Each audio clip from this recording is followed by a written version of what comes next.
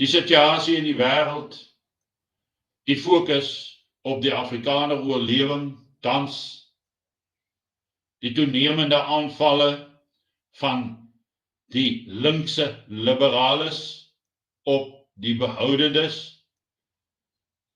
daardie aanvalle vra dat ons koppe moet optel, dat ons die wêreld in die oë moet kyk en begin sê, gee ons die reg op lewe, gee ons die reg op 'n toekoms.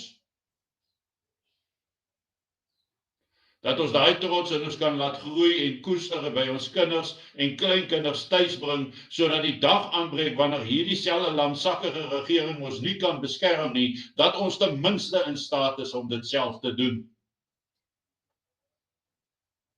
En moenie met ouderdom na my toe kom nie. As ons hemelse Vader wil hê dat ou mense dit moet doen, dan sal ons dit doen. En dan beplan ons daarvoor en daarvolgens.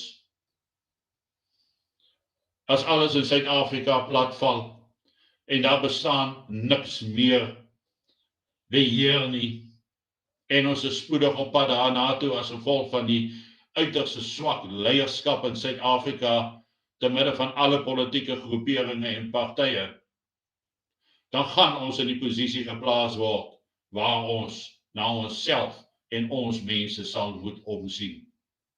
Kry dit in julle koppe.